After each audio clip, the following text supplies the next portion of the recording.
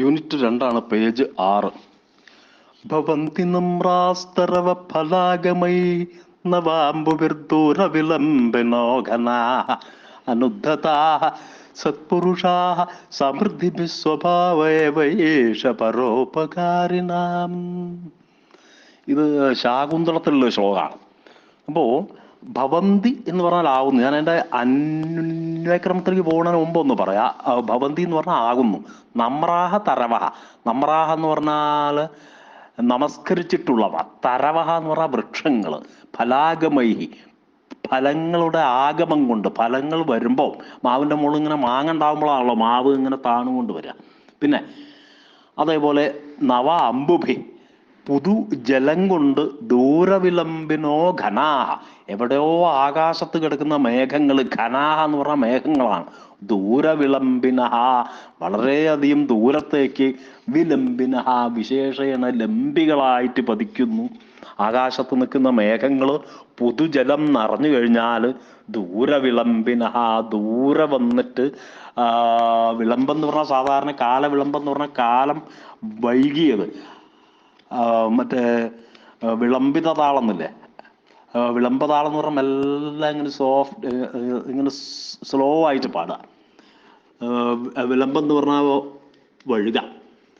വിലംബ, വിശേഷണ ലംബമായിട്ട് പതിക്കുക. ലംബമായിട്ട് പതിക്കുക എന്ന് പറഞ്ഞാൽ അമ്പ് വീഴുമ്പോൾ അങ്ങനെ കുത്തനെ താഴോട്ട് വീഴിക്കുക. അപ്പോൾ വളരെയധികം ദൂരേക്ക് വന്നിട്ട് ഇങ്ങനെ ഇങ്ങോട്ട് വന്നിട്ട് വീഴുന്നു വെള്ളങ്ങൾ. ആകാശത്ത് നിൽക്കുന്ന ആ മേഘം ഇങ്ങോട്ട് വന്നിട്ട് ദൂരവിളംബികളായിട്ട് പതിക്കുന്നു. അതേപോലെയാണ് അനുദ്ധതാഹ സത്പുരുഷാഹ സമൃദ്ധിഭി, അനുദ്ധതന്മാരാവുന്നു. ഉദ്ധതന്മാരെന്ന് പറഞ്ഞാൽ ഉദ്ധത എന്ന് പറഞ്ഞാൽ വലിയ അഹങ്കാരമുള്ളവർ.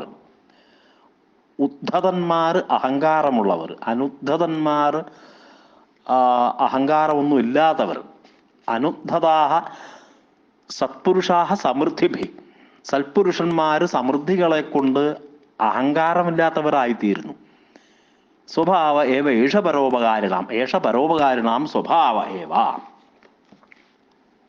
അന്വയത്തിലേക്ക് വരുമ്പം ഞാൻ പെട്ടെന്ന് ഓരോ വാക്കിൻ്റെ അർത്ഥങ്ങൾ പറയുമ്പോൾ അന്വയം എങ്ങനെ ഉണ്ടാക്കണം എന്ന് നമുക്ക് മനസ്സിലാക്കാൻ വേണ്ടിയാണ്. എന്താ പറയേണ്ടത്? ഉണ്ടാവുന്നു താണു ഉണ്ടാവും. ഒന്നാമത്തെ വരിൻ്റെ അർത്ഥം നോക്കൂ. ഉണ്ടാവുന്നു, നമിച്ചുകൊണ്ടുള്ളവ വൃക്ഷങ്ങൾ, കായ്കൾ വരുമ്പോൾ. അപ്പം എന്താണ്? തരവഹ ഫലാഗമൈഹി നമ്രാഹ ഭവന്തി, വൃക്ഷങ്ങളൊക്കെ തരുക്കൾ. തരവഹ എന്ന് പറഞ്ഞ വൃക്ഷങ്ങൾ എന്നർത്ഥം. തരവഹ ഫലാഗമൈഹി നമ്രാഹ ഭവന്തി, വൃക്ഷങ്ങളൊക്കെ തന്നെ. ഇപ്പൊ പറയുമ്പോൾ ഒരു ഉദാഹരണം മാങ്ങയുടെ കാര്യം എടുത്താൽ മതി, മാവിൻ്റെ കാര്യം എടുത്താൽ മതി. ഫലാഗമൈഹി, മാങ്ങയൊക്കെ നല്ലോണം ഉണ്ടാവുമ്പം ഫലങ്ങളുടെ ആഗമങ്ങളെ കൊണ്ട് നമ്രാഹ ഭവന്തി, കുനിഞ്ഞിട്ടുള്ളവയാവുന്നു. നമ്മൾ ആ വൃക്ഷങ്ങളുടെ കനം കൊണ്ട് നമുക്ക് പറിക്കാൻ പാകത്തിലേക്ക് താണിട്ട് വരുന്നു. സഫലാഹ വൃക്ഷാഹ നതശാഖാഹ ഭവന്തി, ഒരേ അർത്ഥം തന്നെയാണ്. നതശാഖാഹ, നമിക്കപ്പെട്ട കൊമ്പുകളോടുകൂടിയവായി തീർന്നു. ഇങ്ങനെ മാങ്ങണ്ടാകുമ്പോൾ നമുക്ക് പറിക്കാൻ പറ്റാത്ത രീതിയിൽ മാവ് ഇങ്ങനെ വളർന്നിട്ട് മാങ്ങ മേലോട്ടായി കഴിഞ്ഞാൽ നമുക്ക് പറിക്കാൻ പറ്റില്ലല്ലോ. പിന്നെയോ ഘനാഹ നവ അമ്പുബഹി ദൂരവിളംബിനഹ ഭവന്തി. ഘനാഹ മേഘങ്ങൾ, നവ അമ്പുഭി പുതുജലങ്ങളെ കൊണ്ട്. ദൂരവിളംബിനഹ ഭവന്തി, ദൂരവിലംബിനഹ, ദൂരെ വന്നിട്ട് വളരെ വിലംബമായിട്ടുള്ള, വളരെ ദൂരേക്ക് വന്നിട്ട് വിശേഷേണ ലംബമായിട്ട് ദൂരെ വന്നിട്ട് പതിക്കുന്നു, താഴേക്ക് വരുന്നു എന്നർത്ഥം. നീചൈഹി ആഗച്ഛന്തി, വളരെ വളരെ താഴേക്ക്. നീചൈഹി ആഗച്ഛന്തി. അത് വളരെ താഴേക്ക് വരുന്നവയായിത്തീരുന്നു.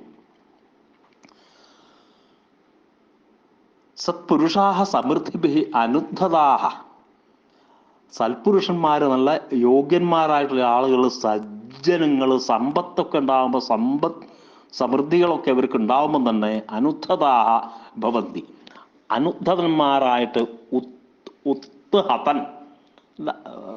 ഹതൻ എന്ന് പറഞ്ഞാൽ സാധാരണ കൊല്ലപ്പെട്ടവൻ. ഉദ്ധതൻ, കൊല്ലപ്പെടാത്തയാൾ, ഭയങ്കര അഹങ്കാരത്തോടു കൂടി നിൽക്കുന്നയാൾ.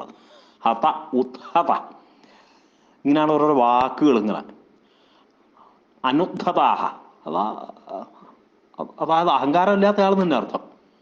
അപ്പോ അനുദ്ധതാഹ സൽപുരുഷാഹ സമൃദ്ധിഭി, അതിന്റെ അന്വയ ഓർഡറിലേക്ക് വരുമ്പം സൽപുരുഷാഹ സമൃദ്ധിഭി അനുദ്ധതാഹ, സൽപുരുഷന്മാര്, നല്ല ആളുകൾ, സജ്ജനങ്ങള്, സമ്പത്തുക്കളെ കൊണ്ട് അനുദ്ധതന്മാരാവുന്നില്ല, അഹങ്കാരമുള്ളവരാവുന്നില്ല, അനഹങ്കാരിണ, അഹങ്കാരമില്ലാത്തവരായി തീരുന്നു. ഏഷ പരോപകാരിണാം സ്വഭാവ ഏവ, ഏഷ എന്ന് പറഞ്ഞാൽ ഇത്, ഏവ എന്ന് പറഞ്ഞാൽ തന്നെ, ഏഷ പരോപകാരിണാം സ്വഭാവ ഏവ, ഇതാണ് പരോപകാരികളുടെ സ്വഭാവം. ഇവരൊക്കെ പരോപകാരികളാണെന്ന് പറയാണ്. മേഘങ്ങള്, വൃക്ഷങ്ങള്, ഈ കായ്കളൊക്കെ ഉണ്ടാവുന്ന വൃക്ഷങ്ങള്, മാവ് മുതലായ സാധനങ്ങൾ, നല്ല പഴങ്ങളൊക്കെ ഉണ്ടാകുന്ന വൃക്ഷങ്ങൾ, പിന്നെ വളരെ ദൂരെ നിന്ന് വെള്ളം നിറഞ്ഞിട്ട് അതൊക്കെ ഇങ്ങോട്ട് കൊണ്ടുവന്ന് തരികയാണ്. വളരെയധികം താഴത്തേക്ക് കൊണ്ടു തരികയാണ് മേഘങ്ങൾ. ഇങ്ങനെയാണ് സൽപുരുഷന്മാരും അഹങ്കാരമൊന്നുമില്ലാത്ത ആളുകളായിട്ട് തീരുന്നു എന്ന് പറയാം. പിന്നെ ശമപ്രധാനേഷു, അടുത്ത ശ്ലോകമാണ്, പേജ് 6 തന്നെ. ശമപ്രധാനേഷു തപോധനേഷു ഗൂഢം ഹി ദാഹാത്മകമസ്തി തേജ സ്പർശാനുകൂല ഇവ സൂര്യകാന്താഃ തദന്യതേജോഭിഭവാദ് വമന്തി. കാളിദാസനാണ്, അഭിജ്ഞാനശാകുന്തളം. ശമപ്രധാനേഷു തപോധനേഷു ഗൂഢം ഹി ദാഹാത്മകമസ്തി തേജ. ശമപ്രധാനേഷു തപോധനേഷു, ശമം അന്വയ ഓർഡറിലേക്ക് വന്നാൽ നോക്കിക്കോളൂ. ശമപ്രധാനേഷു തപോധനേഷു, ശാന്ത സ്വഭാവേഷു താപസേഷു, തപോധനേഷു, തപസ്സാകുന്ന ധനം മാത്രമേ ഉള്ളൂ അവർക്ക്. അതുകൊണ്ടാണ് തപോധനൻ എന്ന് പറയുന്നത്. ശമം എന്ന് പറഞ്ഞാൽ ശമം ദമം, ശമം എന്നൊക്കെ പറഞ്ഞാൽ ശാന്തി എന്നുള്ള അർത്ഥമാണ്. ഒരു ശാന്താവസ്ഥ, മനസ്സ് ഇളകാണ്ടല്ല, നിശ്ചലം ആയിട്ട് ഇങ്ങനെ ഇരിക്കുക. ശമപ്രധാനേഷു, ശാന്തമാണ് അവരുടെ പ്രധാനമായുകൊണ്ടുള്ള സ്വഭാവം. അപ്രകാരമുള്ള തപോധനന്മാരിൽ ഗൂഢം ദാഹാത്മകം തേജ അസ്തി, ഗൂഢമായിട്ടുള്ള ദഹിപ്പിക്കാൻ നിഗൂഢതയാ സ്ഥിതമപി ദാഹകം തേജ ശക്തി വർത്തതേ, ഗൂഢമായിട്ടുള്ള ദഹിപ്പിക്കാൻ ശക്തിയുള്ള ദാഹാത്മകം തേജ അസ്തി, തേജസ്സുണ്ട്, തേജോവിശേഷ വർത്തത എന്നർത്ഥം, ഉണ്ട്. ഗൂഢമായിട്ടുള്ള ദഹിപ്പിക്കാൻ തക്കതായ തേജസ് അവരെ കയ്യിലുണ്ട്. അവരെ കണ്ടാ പാപങ്ങളായിട്ട് തോന്നും, വെറുതെ തോണ്ടാൻ പോണ്ട എന്നർത്ഥം. സ്പർശാനുകൂലാ സൂര്യകാന്താഹ ഇവ, സ്പർഷ്ടും യോഗ്യാഹ സൂര്യകാന്തമണയ ഇവ. ഈ മറ്റേ സൂര്യകാന്തമണിച്ച സൂര്യന്റെ പ്രകാശത്തിൽ ഇങ്ങനെ വെട്ടിത്തിളങ്ങും. സ്പർശാനുകൂലാഹ സൂര്യകാന്താഹ ഇവ, സ്പർഷ്ടും യോഗ്യാഹ സൂര്യകാന്തമണയ ഇവ തദന്യതേജോഭിഭവാദ് വമന്തി.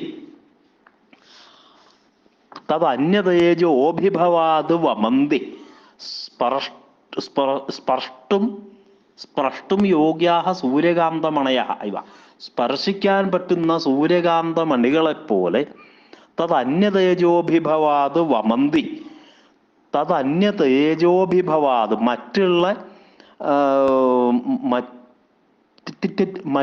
മറ്റുള്ള തേജസ്സിനൊക്കെ തന്നെ, അഭിഭവം എന്ന് പറഞ്ഞാൽ ദുഃഖം, മനസ്സിലായി? മറ്റുള്ള തേജസ്സിനൊക്കെ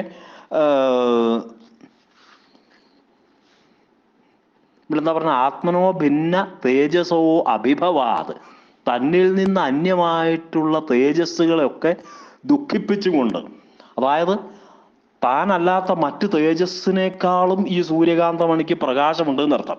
തത് അന്യ തേജോഭിഭവാത് വമന്തി. ആ മറ്റുള്ള സൂര്യകാന്തമണി എന്ന് പറഞ്ഞാൽ അതിൻ്റെ പ്രകാശം അതൊന്ന് തുടച്ച് മിനുക്കിക്കഴിഞ്ഞാൽ അതിങ്ങനെ കൈ പിടിക്കാം. അപ്പോൾ തുടച്ച് മിനുക്കുന്നിടത്തോളാണ് അതിൻ്റെ പ്രകാശങ്ങൾ അധികമാവുക. സൂര്യകാന്തമണയ ഇവ, സൂര്യകാന്തി മണി പോലെ ആത്മനോ ഭിന്ന തേജസോ അഭിഭവാത്, തന്നിൽ നിന്ന് ഭിന്നമായിട്ടുള്ള മറ്റു തേജസ്സുകളെ ദുഃഖിപ്പിച്ചുകൊണ്ടുള്ള, അവരെയൊക്കെ തേജസ്സിനെ നിഷ്പ്രഭമാക്കിക്കൊണ്ട് ഇതിന് പ്രകാശിക്കാൻ പറ്റും എന്നർത്ഥം.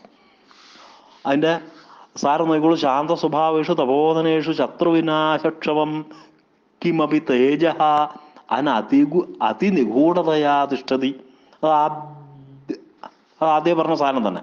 ശാന്ത സ്വഭാവമുള്ള മഹർഷിമാരിൽ ശത്രുവിനാശത്തിന് പറ്റുന്നതായ ക്ഷമം എന്ന് പറഞ്ഞാൽ അതിന് പറ്റുന്നത്.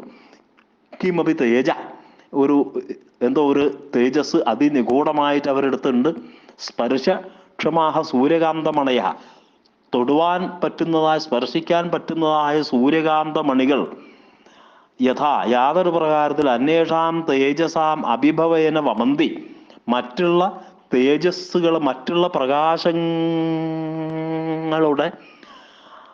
അഭിഭവം കൊണ്ട് മറ്റുള്ള തേജസ്സുകൾ, മറ്റുള്ള സകല പ്രകാശങ്ങളെയും ദുഃഖിപ്പിച്ചുകൊണ്ട് അവരെക്കാട്ടിലൊക്കെ അധികം പ്രകാശമുണ്ട് ഈ സൂര്യമണിക്ക്, അതേപോലെ സൂര്യകാന്തമണിക്ക്. അതേപോലെ തഥാ ഏതത് തേജ അഭി, അതേപോലെ ഈ സാധുക്കളുടെ സന്യാസിമാരുടെ തേജസ്സും അന്യാഭിഭവാത് പ്രകടീഭവന്തി.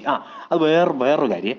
അന്യാഭിഭവാത് പ്രകടീഭവന്തി, മറ്റുള്ള ആളുകൾ അഭിഭവാത്, മറ്റുള്ള ആളുകൾ ഇങ്ങോട്ട് വന്നിട്ട് ദുഃഖിപ്പിക്കുമ്പോഴാണ് ഇവരെ തേജസ് പ്രകടാവുക. എങ്ങനെ? വെറുതെ പോയിട്ട് ഇയാളെ ഈ സന്യാസിനെ ചവിട്ടാനോ തല്ലാനോ ഉപദ്രവിക്കാനോ പോകുമ്പം അഭിഭവം എന്നാണ്, ദുഃഖം ആണ്.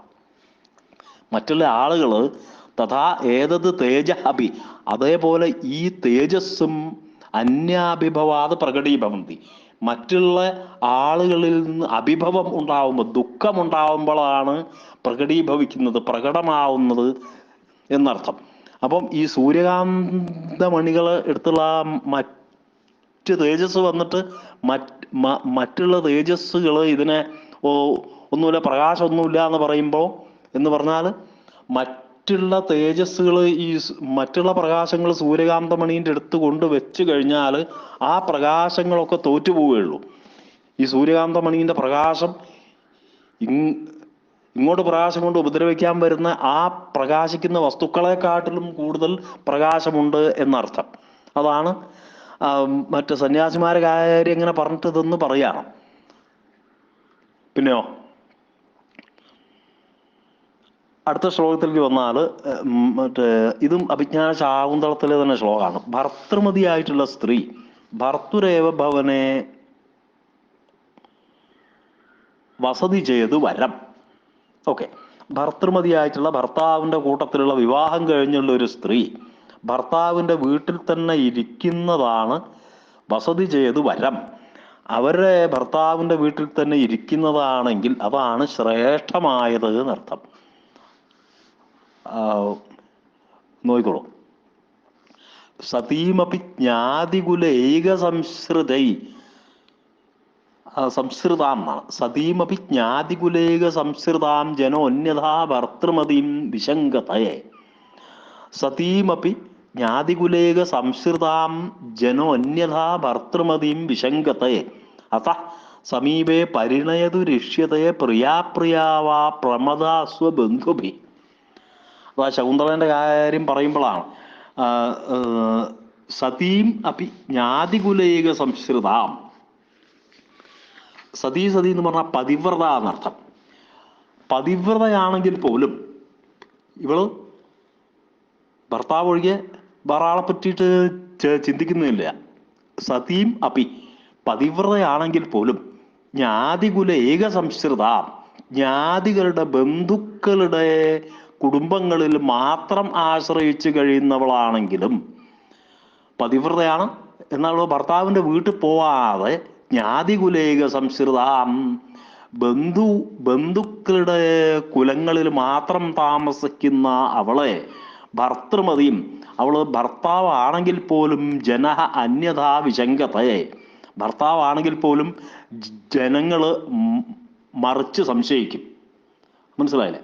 അന്യരൂപേണ അസതീം ശങ്കതയെ, സതീമപി അസതീം ശങ്കതയെ.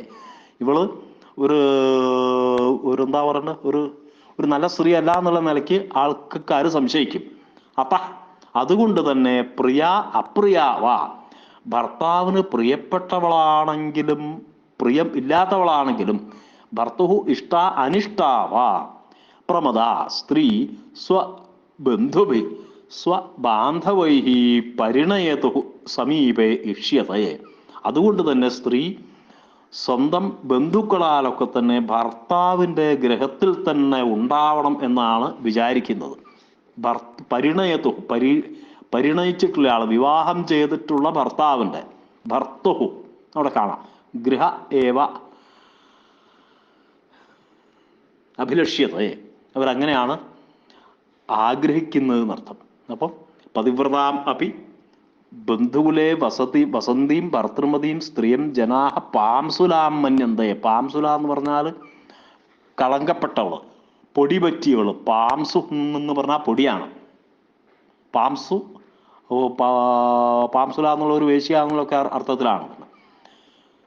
അപ്പോൾ അപാംസുല എന്ന് വേറെ പ്രയോഗമുണ്ട് രഘുവംശത്തിൽ. അപാംസുലാനാം ദുരികീർത്തനീയ, പതിവ്രതമാരുടെ, പാംസുല എന്ന് പറഞ്ഞാൽ അപ്പോൾ പതിവ്രത അല്ലാത്തവളാണ്.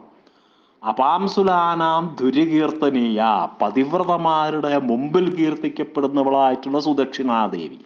അപ്പം ഇങ്ങനെയൊക്കെ കാവ്യങ്ങൾ പഠിച്ച് പരിചയമായിട്ട് വരുമ്പോൾ അങ്ങനെ മറ്റുള്ള സാധനങ്ങളൊക്കെ മനസ്സിലാവും. അത്തഹ കൃതോദ്വാഹ സ്ത്രീ, അതുകൊണ്ട് തന്നെ ഉദ്വാഹം വിവാഹമാണ്. വിവാഹം ചെയ്തിട്ടുള്ള സ്ത്രീ ഭർത്തുഹു പ്രിയാവാ അപ്രിയാവാ ഭവതു, ഭർത്താവിന് ഇഷ്ടപ്പെട്ടവളാണോ ഇഷ്ടപ്പെടാത്തവളാണോ ആയിക്കോട്ടെ, സാ പതിഗൃഹേ ഏവ വസ്തവ്യ, പതിയുടെ ഭർത്താവിൻ്റെ ഗൃഹത്തിൽ തന്നെ വസിക്കേണ്ടവളാണ്. ഇതി ബന്ധുജനാഹ ഇച്ഛന്തി, ബന്ധുക്കളൊക്കെ ആഗ്രഹിക്കുന്നു. നോ ചെയ്ത് വധുകുലേ ദോഷാരോപണം കരിഷ്യതി ലോക, അല്ലെങ്കിൽ നോ ചെയ്ത് അങ്ങനെയല്ല എങ്കിൽ വധുവിൻ്റെ കുടുംബത്തിൽ ലോകത്തുള്ള ആൾക്കാർ ദോഷാരോപണം കരിഷ്യതി, ദോഷം വെറുതെ കൊണ്ടുവന്ന് ഓരോന്ന് ആരോപിക്കും എന്നർത്ഥം. അപ്പോൾ പാളായിട്ട് തെറ്റിന്നൊക്കെ വെറുതെ പറഞ്ഞുണ്ടാക്കുന്നർത്ഥം. ആവശ്യമില്ലാണ്ട് ഓരോന്നും പറയാൻ നിൽക്കും. അതൊക്കെയാണ്. ശരി.